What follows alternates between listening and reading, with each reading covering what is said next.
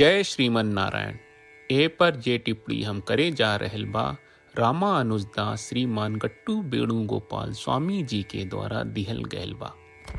अध्याय 8 अक्षर परम ब्रह्म योग श्लोक 1। किं तद्ब्रह्मा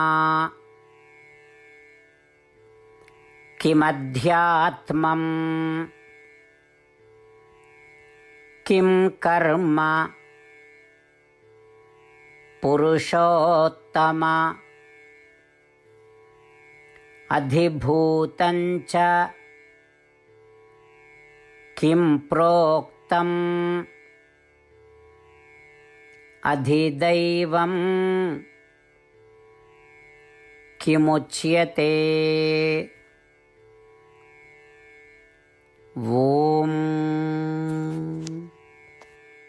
गीताचार्य श्री कृष्ण परमात्मा अर्जुन समेत हमनी सबके अक्षर परम ब्रह्म योग सिखा रहल बानी। वो प्रक्रिया में अर्जुन श्री कृष्ण परमात्मा से पूछ रहल बाड़े कि हे कृष्ण, रउआ कहनी कि जे आत्मदर्शन आ आत्म साक्षात्कार हासिल करे के चाहत बा ओकरा ब्रह्म, अध्यात्म आ कर्म के जाने के चाहिए। का रउरा कृपया ई बारे में बताई, ब्रह्म का है, अध्यात्म का है, कर्म का है। हे कृष्ण, रउरा यूं कहनी कि जे लोग रउरा से धन चाहत बा ओकरा के अधिभूतम आ अधिदेवम के जाने के जरूरत बा। बताई ऊ अधिभूतम आ अधिदेवम का है। जैसे अर्जुन श्री कृष्ण परमात्मा से पूछ रहल बाड़े, हमनी के कल्पना करी जा कि हमनी के अर्जुन की जगह पा बानी औरी श्री कृष्ण परमात्मा से प्रार्थना करत तानी औरी अर्जुन के बात के ठीक औसई दोहरावे की कोशिश कहिल जाए।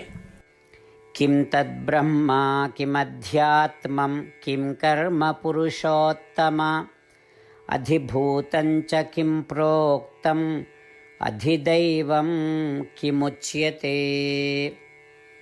श्रीमद् भगवत गीता का पूरा सार श्री कृष्ण परमात्मा ने अध्याय 18वें के श्लोक 65 से 70 में 8 काम करे खातिर दिले बाड़े।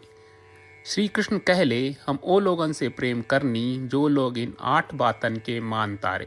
हम ओ भक्तन के हर तरह से रक्षा करब।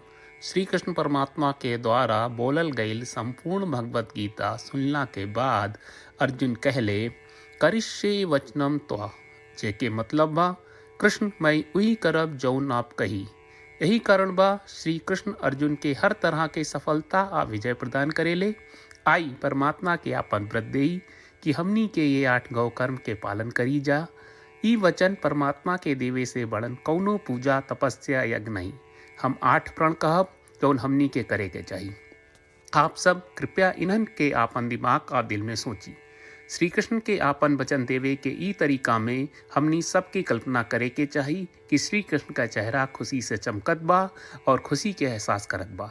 जय श्रीमन नारायण। यहाँ हमनी के 8 वादा बा। हमनी के पहला वादा, हे श्रीमन नारायण, आपका निर्देश के मुताबिक हम हमेशा तोहार ध्यान करब और तोहार बारे में सोचब। हमनी के दूसर वादा, हे श्रीमन नारायण, आपका सलाह का अनुसार हम हमेशा आपका भक्त रहब। हमनी के तीसर वादा, हे श्रीमन नारायण, हम आपन सब काम तोहरा सेवा के रूप में और तोहरा संतुष्टि खातिर करब। हमनी के चौथा वादा, हे श्रीमन नारायण, जैस की आप माने के कहले रहलू, हमरा बहुत विश्वास बा कि हम आपके होई और हम हमेशा आपन दोनों हाथ जोड़ के आपके नमस्कार करब और आपकी पूजा करब। हमनी के पांचवा वादा, हे श्रीमन नारायण, हमरा के तोरा बात माम एकम शरणम ब्रज 1866 याद कहले, जहाँ आप हमरा के आपन का अर्पित करे का कहा। श्रीमन नारायण, मैं हमेशा तोहरे शरण में रहब। हमनी के छठवां वादा, हे श्रीमन नारायण, हमरा के तोहरा बात माँ सुचहा 1866 याद कहले कि आप हमनी के शोक ना करे का आश्वासन दे रहे बड़े, हम अब और शोक ना करब। हमनी के 7वां वादा, हे श्रीमन नारायण, आपने हमरा खातिर श्रीमद् भगवत गीता के वितरण करके हम सबके कृपा कहले और आशीर्वाद दहले बा। हम वादा करत बानी कि रोजाना कम से कम 1 श्लोक पढ़ब या सुनब। हमनी के 8वां वादा, हे श्रीमन नारायण, आप गीता के पूरा मानवता तक ले गयलू। हम गीता में आपके दिव्य वचन के उन भक्तन तक पहुँचावे के प्रयास करब जे गीता से अपरिचित बा। हे श्रीमन नारायण, हम उई करब जौन तू करे का कहब। हम ऐसन व्यवहार करब जैसन आप चाहत बानी और हम खाली आपका खातिर काम करब। श्रीमन नारायण के रोज आपन वचन देहल कि हम ओइस करब जैस आप कहत बानी। ई अपने आप में बड़न पूजा बा। श्रीमन नारायण करशे वचनम त्वा। श्रीमन नारायण, हम तोरे निर्देश के मुताबिक काम करब। सर्वम श्री कृष्ण अर्पणम अस्तु। जय श्रीमन नारायण। किं तद्ब्रह्मा किमध्यात्मं किं कर्म